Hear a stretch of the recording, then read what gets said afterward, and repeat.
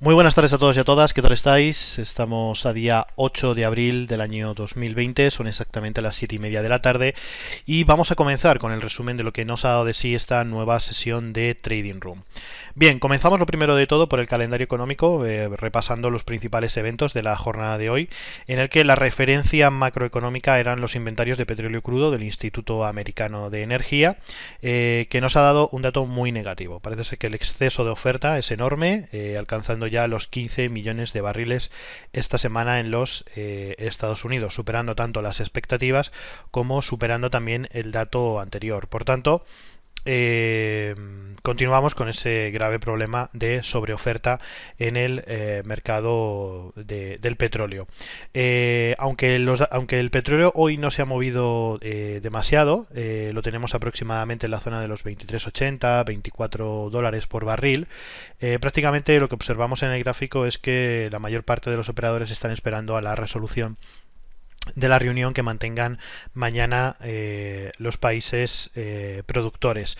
Entonces, pues bueno, la situación está generando una enorme incertidumbre porque no hay nada claro todavía, no hay ningún mensaje, digamos, tranquilizador en cuanto a un posible acuerdo sobre el recorte de la producción que empujen pues a la subida de los precios del petróleo, cosa que evidentemente interesa a todos los países productores, pero parece ser que de momento no hay un consenso claro a la hora de tomar esta decisión. Por tanto, estamos totalmente fuera del petróleo, de momento no tenemos abierto ningún tipo de posición y no consideramos que sea recomendable mantener posiciones en este momento en el petróleo hasta que no conozcamos la resolución de la jornada de mañana.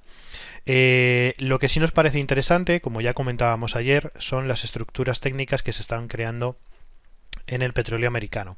Comentábamos en la jornada de ayer que observábamos la posibilidad de apertura de operaciones en compra en esta zona que tenemos aquí, en la zona de los 23, 25, 23 dólares en compra, debido a que se está produciendo un patrón de la estrategia BBKC.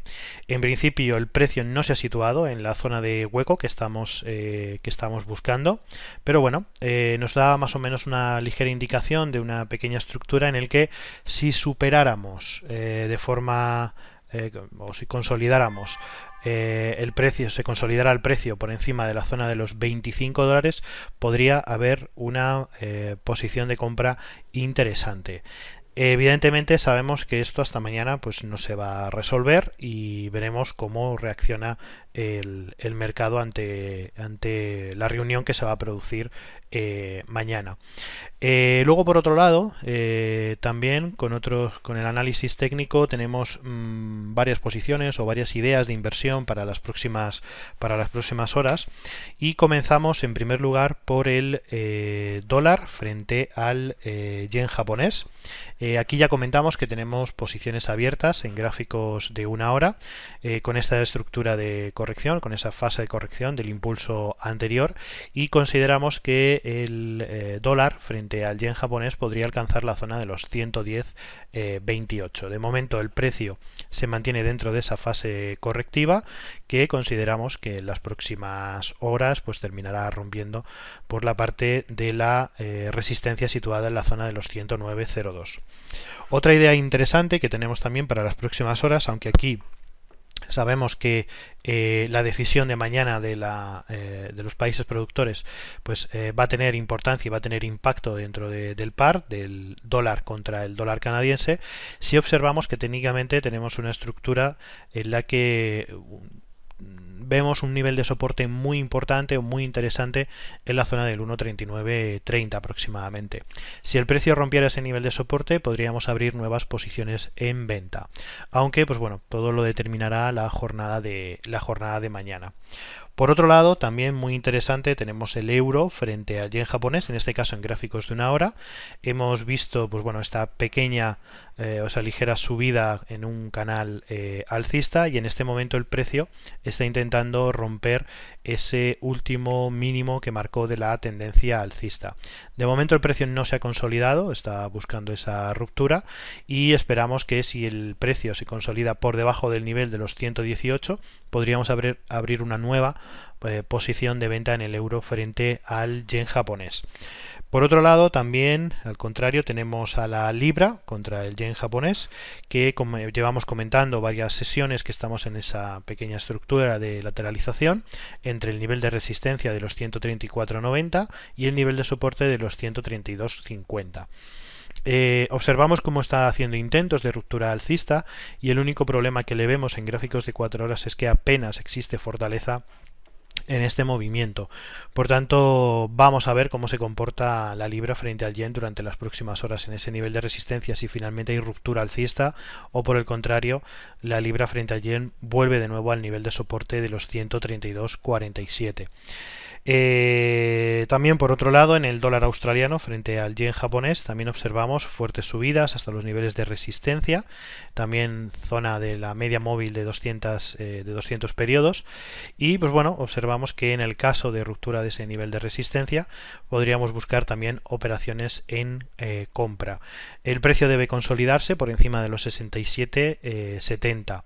De momento está jugando en esa zona. Aquí sí parece que tenemos más fuerza alcista que por ejemplo veíamos en la libra frente al yen, pero bueno, de momento todavía tenemos que esperar a esa consolidación del precio por encima del nivel de resistencia. Y por último, para terminar, también muy interesante el euro frente a la libra en gráficos de 4 horas. Comentábamos en las últimas jornadas toda esa tendencia bajista que se está produciendo, y observamos como en este momento el precio amenaza el nivel de soporte de la zona del 61.8 del retroceso de Fibonacci, y el nivel de soporte clave en la zona de 0.8742. Si se produjera una ruptura de ese nivel de soporte, podríamos abrir una nueva posición de venta para la continuación de la tendencia bajista. Si por el contrario aguanta bien ese nivel, volveríamos de nuevo entonces a la zona de resistencia, que también es importante, en 0.8854. Veríamos, pues bueno, tanto en una posición alcista como una posición bajista, buscar esas oportunidades. De momento, el euro frente a la libra en gráficos de 4 horas se mantiene lateralizado dentro de ese pequeño canal o ese rango lateralizado, y simplemente es una cuestión de esperar la ruptura por la parte superior o por la parte inferior de ese canal. Y bueno, para terminar en la jornada de hoy, nos vamos a ir a los análisis de retrocesos de Fibonacci. Hemos observado cómo en las últimas horas el dólar australiano ha tenido una fuerte revalorización frente al resto de pares de divisas, y estamos monitorizando en este momento el dólar australiano frente al euro, frente al dólar, frente a la libra, al dólar canadiense, al yen y al franco suizo.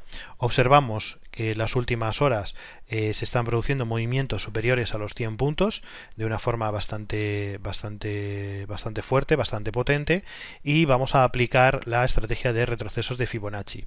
De momento ninguno de los pares han alcanzado zonas de entrada de 23 o de 38 del retroceso. Por tanto, de momento estamos guardando un poco las expectativas, observando los gráficos para buscar esas posiciones a favor de este fuerte impulso del dólar australiano, como decía, en las zonas del FIBO 23 y en las zonas del FIBO 38. Y bueno, en principio esto ha sido la jornada de hoy. Hoy hemos tenido también pequeñas subidas en el SP500, aunque nuestros planes en cuanto a los índices siguen sin cambios. De momento consideramos que tanto el SP500 como el Nasdaq y el DAX alemán, con las posiciones que mantenemos en corto, se van a mantener.